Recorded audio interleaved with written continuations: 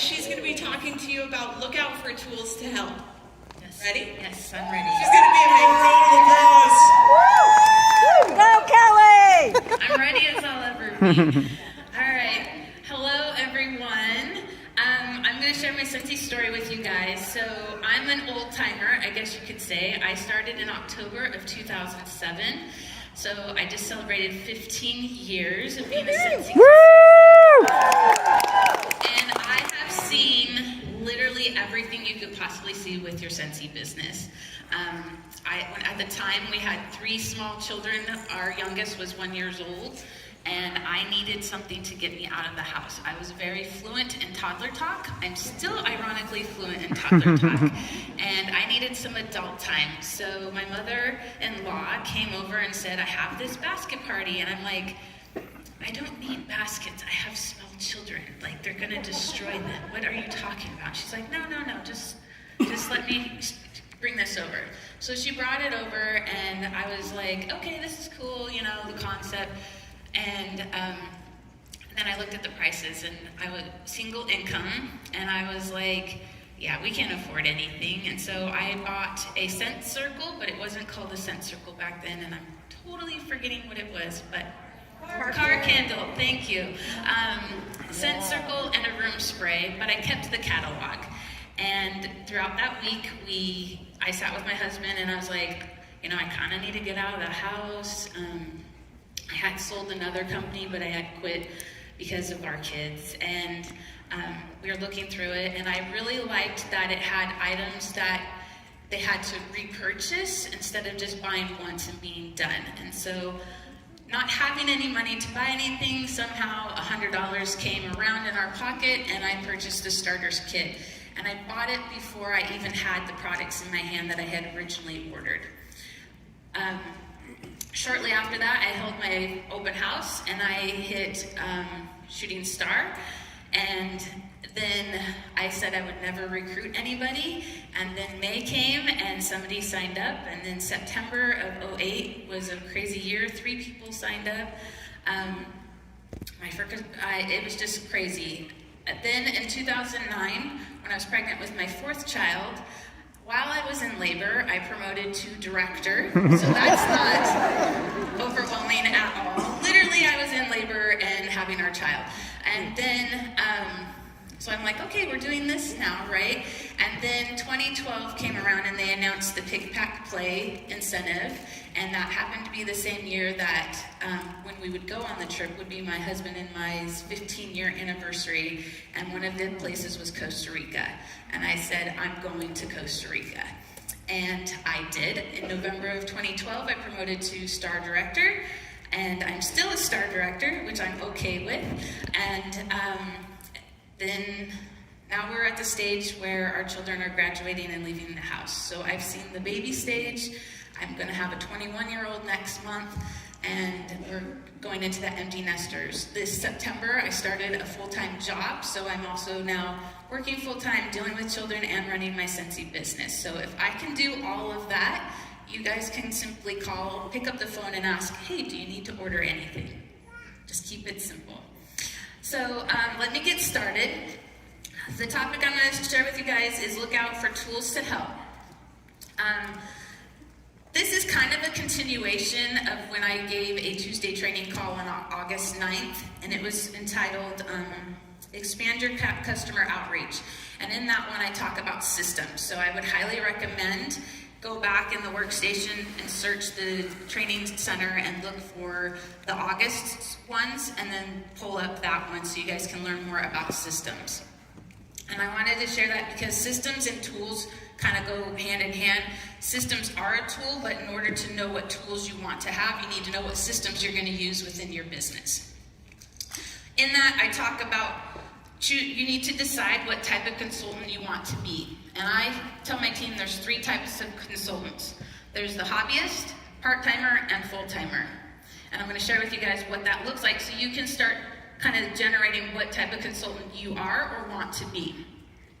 So as a hobbyist, roughly what you're going to do is monthly tasks. You're going to do 1 to 2 joint conversations a year, 1 to 4 parties a year, and you're gonna sell 200 in 1 month in a 12-month period. That is the minimum to stay a consultant. Part-time is weekly tasks with 1 to 2 parties a month, 1 to 2 joint conversations a month because it correlates with how many parties you're having, and you're gonna sell 200 or more a month. And our full-timers are doing daily tasks, 2 to 3 parties or more a month, having 1 joint conversation a week, and selling 500 or more in the month. So that kind of helps you guys kind of think about where you're at with your business, and there's no wrong way to be a consultant, but just a lot of people are like, I don't know what I am. So there you go. I gave you an idea, go with it to figure, see what works for you. So once you know what type of consultant you want to be, then you can find the tools to help you be that consultant or be the best version of a consultant that you want to be. The best tools that will help are those that you're actually going to use. If they're sitting in your office collecting dust, it's not a tool for you. Don't worry about it. It might be a tool for somebody else, offer it to somebody else, or see if there's a way that you can tweak that tool and make it work for you. The best tools are those that you love to use and you regularly go and use them. I know over the years I've definitely had tools that I'm like, oh, that's an amazing idea, I'm gonna go do that. And then I get it put together, and guess what? I don't do it. And so I just decide to go bless and release. I like to bless and release stuff, so just move on and try something else. The more you enjoy it, the more you'll use it. When finding the tools best for you, keep it simple and start with the basics, then add items in that'll help you be more authentically you or things that you're gonna love to do it.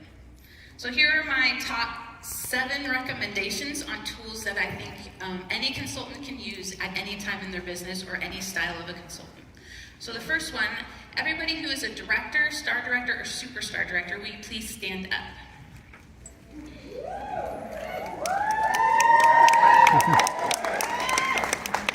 So these are your first tools to go and use. Yes, they're all tools. And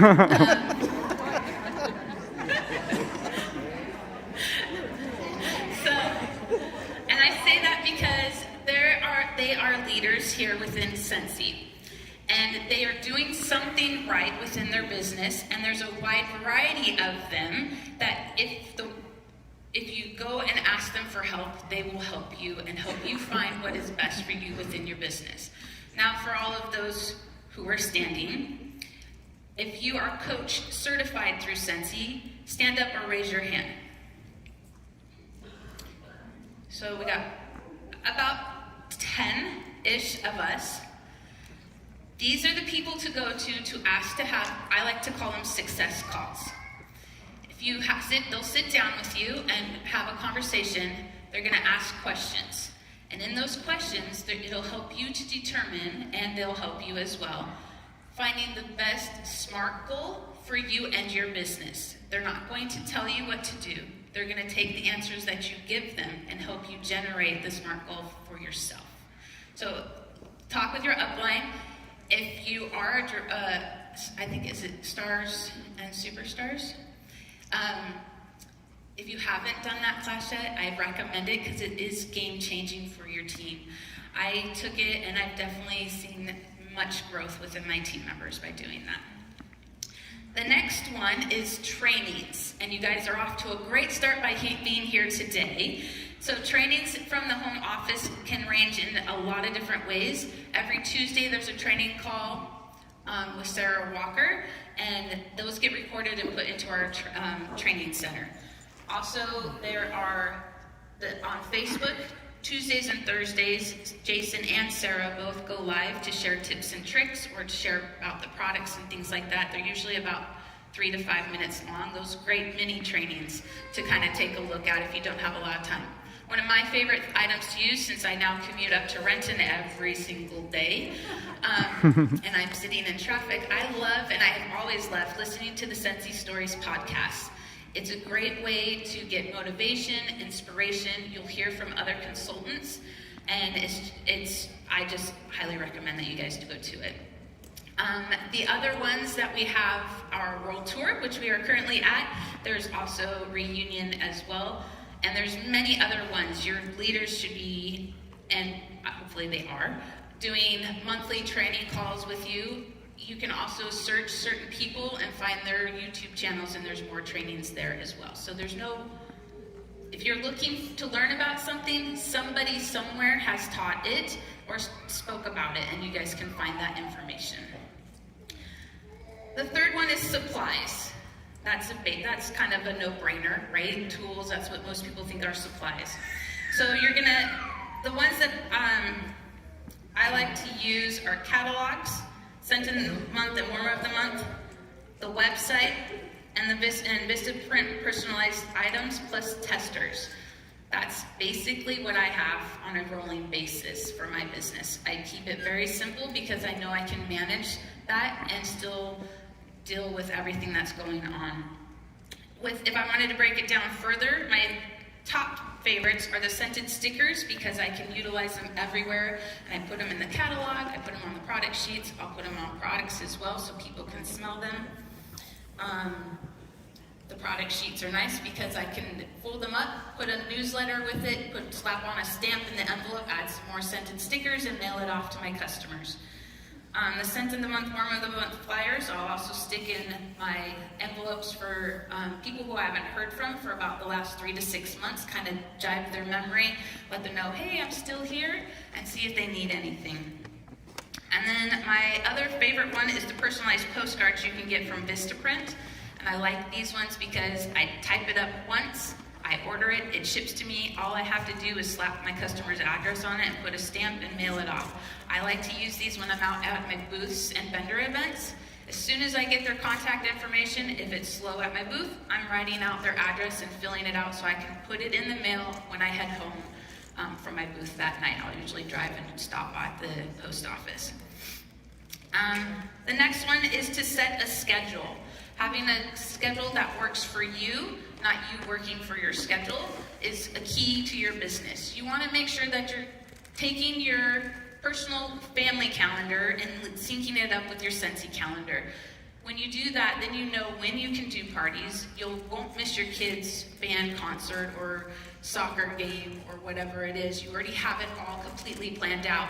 And what I do with my calendar is I'll highlight the day in my Scentsy calendar when I can do a party. And it'll remind me when I can do a booth or a stop and shop at my house. The other thing with your schedule, block out times throughout the day so that you know when you can actually hyper-focus on your Scentsy business. Another one to look out for are online tools.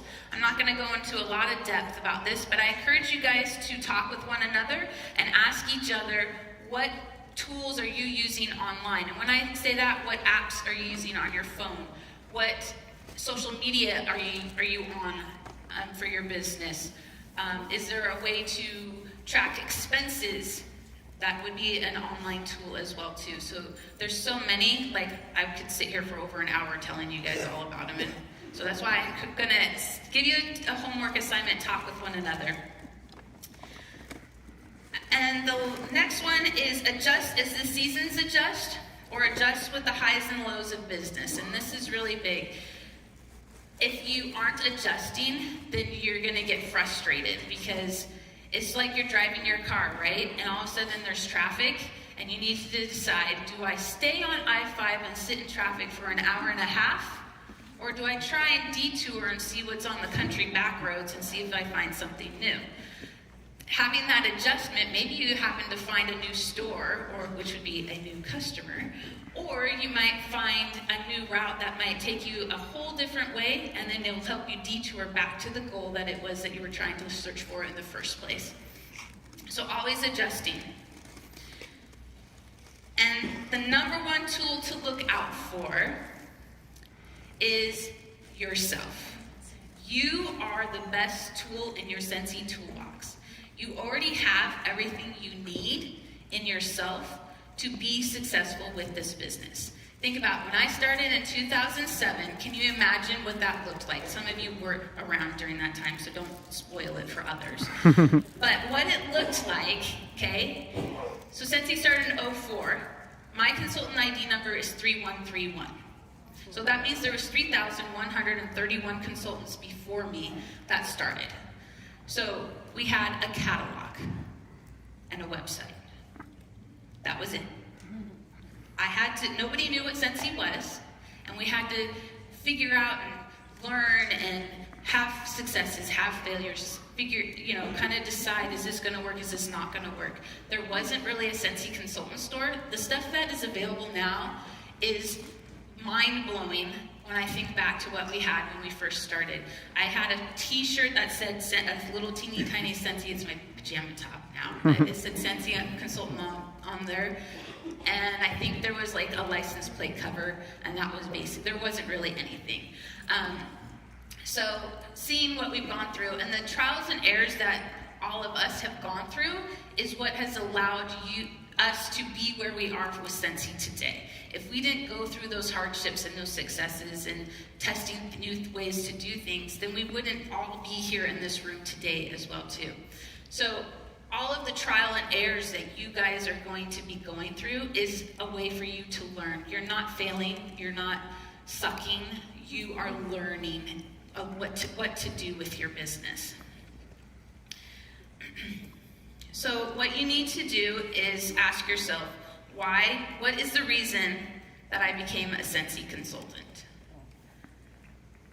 Think about that reason, and then you take that and you start launching your business. I started so I could get out of the house once a month to have adult time. That's all. I didn't care if I sold something or didn't sell something. I was out with people. Take what you love about the products and simply share that with others. I'm kind of a unique Scentsy consultant. I forget to turn on my Scentsy warmer 9 times out of 10. But I love when I remember and I get a new bar of wax out of our cupboard that I also tend to forget is sitting there. And then we're like, oh yeah, I remember that. And then I'll share, oh hey, remember this scent? I really love going into my laundry room and opening it up and not smelling musty clothes sitting there. No, I smell pink cotton instead. And then I sit there and I'm like, yeah, that's nice. I like coming home from work, and my husband did this recently. He knew it was a horrible day at work. I sat in traffic forever. I got yelled at, and he had my bathtub was filled up, and he had the Scentsy soap already put in there for me so I could sit and relax in my bathtub. Sharing those experiences with friends and customers is what works. They want to know your testimony. Share it with everybody. To explain how products work and what benefits it has brought yourself. How has Scentsy made your life easier for whatever it may be? One way it makes my life easier is I don't have to smell my 16-year-old son anymore. That's great. That air purifier cleans out a lot of scents in our house, okay? There's some smelly kids in my house. Plus a dog, a cat, chickens, you name it, we got it. So share that experience, excitement, and share the amazingness of the products. Let me see where I'm at here. Hold on.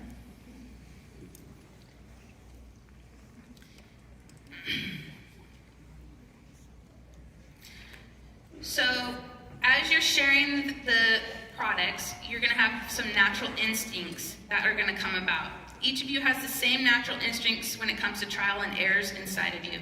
If something doesn't work, so what? Move on. Take the knowledge and make it work for you. Remember to be authentically you. If you are not authentically yourself, then you won't love what you do, and others will see that fakeness and not want to be a part of it. So if you're a shy introvert, embrace being a shy introvert. Maybe doing stuff online is a little bit more your tempo and style. If you're an elaborate extrovert, embrace being an over-elaborate extrovert. Maybe being out at vendor events or doing home parties and being really over the top online is more of your style. And for those of us who are kind of in the middle, where I kind of fit in, then take the two of those and mash it together and be yourself. I'm not gonna lie, 15 years ago, if somebody said, hey, did you know in February of 2023, in the future, you're gonna be standing on stage talking in front of 500 people about what your Scentsy business is? I'd be like, okay, yeah, right. But here I am, okay? I'm embracing it, I'm stepping outside my comfort zone, I'm doing what I love, and that's what I want you guys to do as well. So embrace your authentic self and be realistic with the time and money you can spend on your business. Then utilize and select the tools that work best for you for your style and time. Remember, if it doesn't bring you joy, then don't do it. Remember to set SMART goals and reassess them regularly. And finally, remember that this is your business. Have fun with it. Make money with it and spread that Scentsy spirit. Thank you, everyone.